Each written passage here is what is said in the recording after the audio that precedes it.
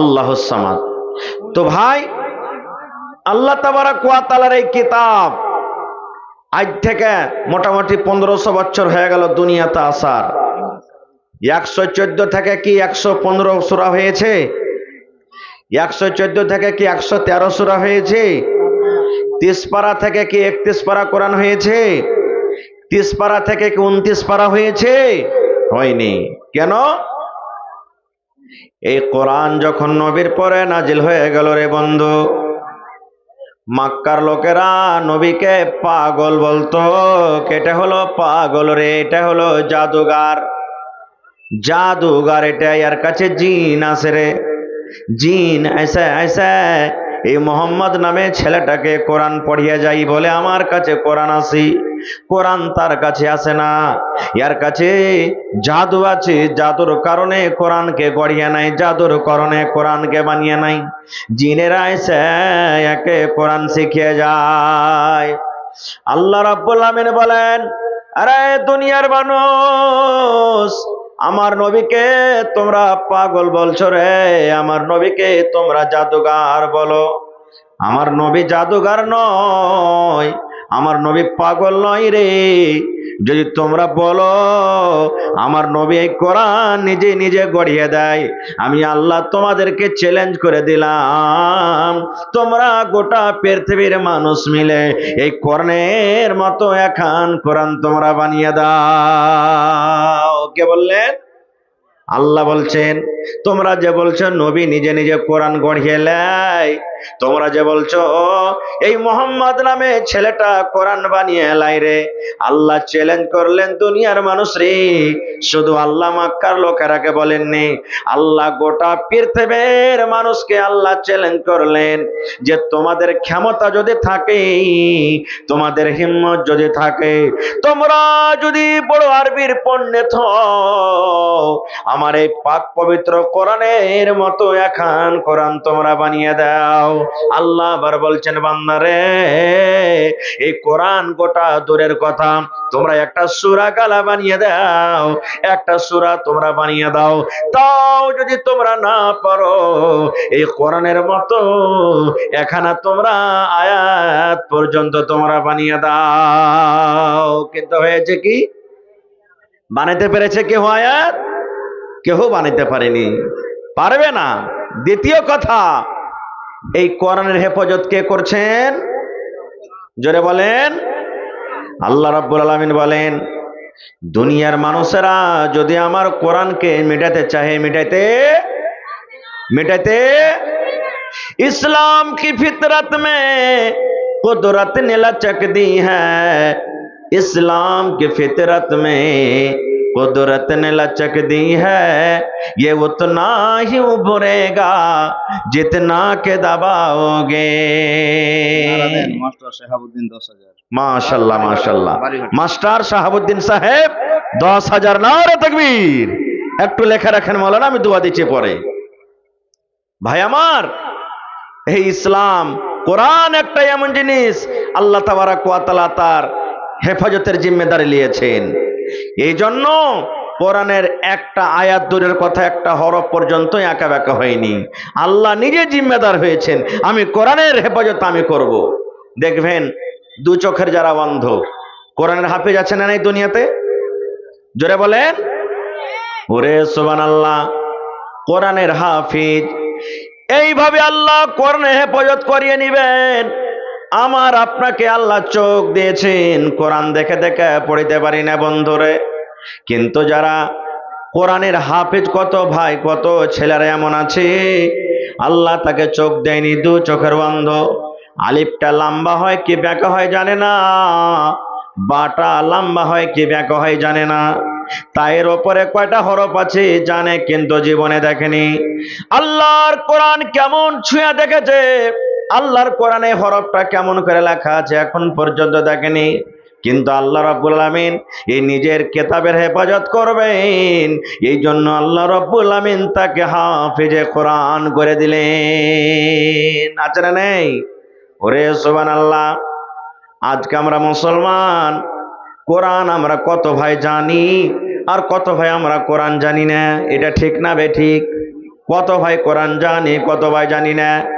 আল্লাহর নবী বলেছেন, উম্মত, ওই মুসলমান মুমিন যারা কোরআন পড়িতে জানে, কোরআন জানে রে, তাদের মিসাল উদাহরণ হলো কলমা নেমুর মতন, সন্তলা নেমুর মতন। আচ্ছা বলেন তো, এই মজলিসের ভিতরে যদি কোনো ভাই সান্তলা নেমু ছিলে খায়, আশেপাশেকার লোকেরা তার নাকে সেন্ট আসবে না, আসবে না?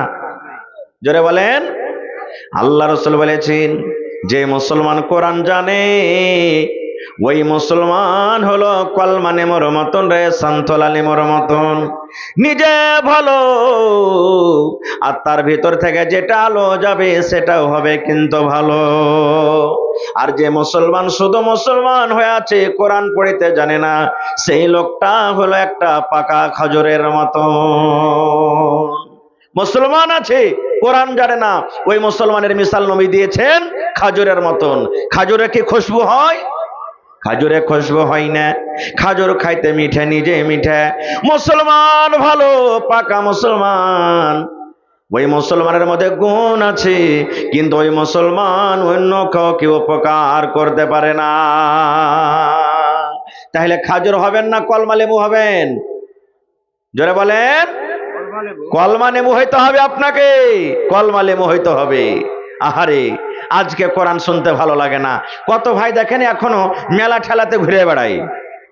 আমার নবী যখন কোরআন আল্লাহ তাআলা নবীকে দান করলেন, এই কোরআন শুনে শুনে যখন মুসলমান হইতে শুরু হয়ে গেল, মক্কার লোকের আবু জাহাল বেঈমান শয়তান একটা মিটিং করে, আজকে যেমন আপনারা জালসা শুনতে এসেছেন, মিটিং করে বসিয়ে দিল।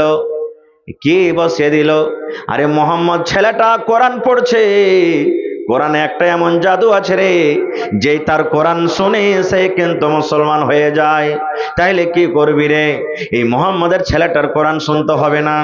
একটা লোক তখন বলছেন, আবু জাহাল কোরআন কেমন করে শুনবো না? ও যদি কোরআন পড়ে আমাদের কানে তো অটোমেটিক আওয়াজ আসবে, কেমন করে তার কোরআন আমরা শুনবো না? আবু জাহাল বলে দিল, মক্কার বড় বড় নেতারা বলে দিল, ওয়াকালাল্লাযীনা কাফারু লা তাসমাউ লিহাযাল কুরআন। ওরে আল্লাহ, মক্কার লোকেরা নবীর সামনে যে কথাটা বলেছিল, আল্লাহ তাআলা কোরআনে সেই কথাটা দিয়ে দিলেন। ওয়াকালাল্লাযীনা কাফারু, কাফেরা বলেছিল, লা তাসমাউ লিহাযাল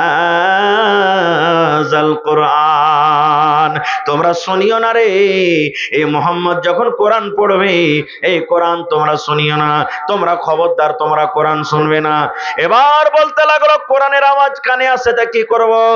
এবার তারা বেঈমান মুশরিকরা বলতে লাগলো, ওয়ালগাও, তোমরা চিল্লাও, সিটি মারো, জোর জোর করে হাও হাও করে চিৎকার করো, তোমরা গান বাজাতে শুরু করে দাও, তোমরা তালি বাজাতে শুরু করে দাও, জোর জোর গলাতে তোমরা গান গাইতে লাগো, চিল্লাতে লাগো, চেঁচাতে লাগো। তাহলে কি হবে? লাআল্লাকুম তাগলিবুন, এই কাজগুলো যদি তোমরা করো তাহলে অবশ্যই হতে পারে তোমরা গালিব হয়ে যাবে। নারে তাকবীর। আজকে দেখেন মক্কার লোকেরা নবীর কথা শুনবে না, তার মুখ থেকে কোরআন পড়া শুনবে না বলে চিৎকার করেছে, চিল্লালছি। আর আজকে হারে হতভাগা মুসলমান, আজকে আমরা জালসা শুনতে এসে দেখেন যে জালসার মাহফিলে না এসে এদিক ওদিক আমরা ভটকে বেড়াচ্ছি। তাহলে পার্থক্য কি হলো ভাই? কি পার্থক্য হলো? একটুকু তো পার্থক্য হলো না খুব। ভাইরে, কোরআন একটা এমন বিষয়, সব কথা আপনাদের সামনে রাখা যাবে না। আমি একবারে মোটা মোটা দু তিনটা কথা আপনাদের সামনে বলবো। এই কোরআন আজকে আমরা পড়েছি, কিভাবে পড়েছি? দুটা একটা সূরা কোন রকম বিয়ে শাদী করার জন্য শিখে নিলাম, বেড়া পাস হয়ে গেল, যেদিন বাইনা টেনে হয়ে গেল সেদিন আর দরকার নেই কোরআন শেখার।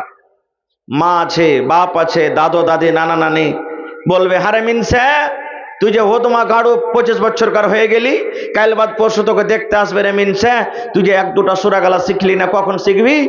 ওই বিয়ে করার লেগে এক দুটা সূরা গালা শিখবে কোন রকম, টাইনা কইসা ভাঙ্গা চূড়া করে। আলহামদুলিল্লাহ রাব্বিল আলামিন আর রহমানির মানে যেখানে ভুল যাবে ওখানে আওয়াজটাকে ডাউন করে দিবে, নিচে করে দিবে। যেখানে ভুল যাবে আর যেখানটা হইবে ওখানটাকেও ভোল্টেজ বাড়িয়ে দেবে। এই তো আমাদের কোরআন। কত মা এমন আছে, কত খালা এমন আছে, কোরআন পড়বে বন্ধুরে, কোরআন ভাঙ্গা চোরা করে পড়বে। এখনো দেখবেন কোরআন কত মা খালা বহিন ভাইরা আছে, কোরআন তো পড়বে কিন্তু ভাঙ্গা চোরা করে পড়ে। কেমন করে? আলহামদুলিল্লাহি রাব্বিল আলামিন আর রহমানির রহিম। এই দেখেন ভাইরা আমার, আজকে যদি আপনার সামনে আমি মুখ ভেছলা ভেছলা কথা বলি, আপনারা খুশি হবেন না বেজার হবেন? জোরে বলেন। আল্লাহর কিতাব কোরআন, কোরআন যদি আপনি ভালো করে না পড়েন, এটা আল্লাহর কিতাব লেখা আছে, আল্লাহ কতক্ষণই নারাজ হবে। আল্লাহ বলবেন, আব্দুল্লাহ রে, এই আব্দুর রহমান, হালেমা, খালেদা, জায়েদা, সোনরি, দুনিয়াতে তুমি কত চিকন চিকন করে তুমি কথা বলেছিলে, আর আমার কোরআনের যখন বাড়ি এসেছে আমার কোরআনটাকে তুমি ভালো করে পড়িতে পারোনি। দুনিয়ার সব তুমি শিখেছো আর আমার কোরআন তুমি শিখতে পারোনি। আজকে আমার কাছে মোবাইল, আপনার কাছে মোবাইল, দিনে 10 বার 15 বার করে মোবাইল খুলে খুলে আমরা দেখি। আহারে, মোবাইলে কোনো বন্ধু ফেসবুকে কি পাঠালছি, হোয়াটসঅ্যাপে কি এসেছি, ইউটিউবে কি এসেছি, বারবার করে আমরা মোবাইল খুলে দেখে বন্ধুরে। কিন্তু আল্লাহ যে 1500 বছর আগে কোরআন দিয়ে দিয়েছেন, এখন পর্যন্ত কোনো মুসলমান আমরা কোরআন খুলে দেখলাম না। আছে না নেই? কোরআন কখন দেখবো? কখন দেখবো কোরআন? পকেট থেকে টাকা চুরি হয়ে গেছে, ছেলেতে ছেলেতে কাজিয়ে লেগে গেছে, সোনা চুরি করে নিয়েছে, এই কোরআনের তখন আমাদের দরকার হবে। ভাইরে, তোর কথা মানবো না, কেমন করে মানবি না? তো কোরআনের কসম খেয়ে কহা, কোরআন পড়িতে জানে না, কিন্তু কোরআনের কসমের পরে আমরা কত বিশ্বাস রাখি। কোরআনের কসম খা, তাহলে মানবো না তো মানবো না। খুব শুধু এই কসমটা খাওয়ার জন্য কি কোরআনটা এসেছে ভাই? এই কসমটা খাওয়ার জন্য কোরআন এসেছে? জি না।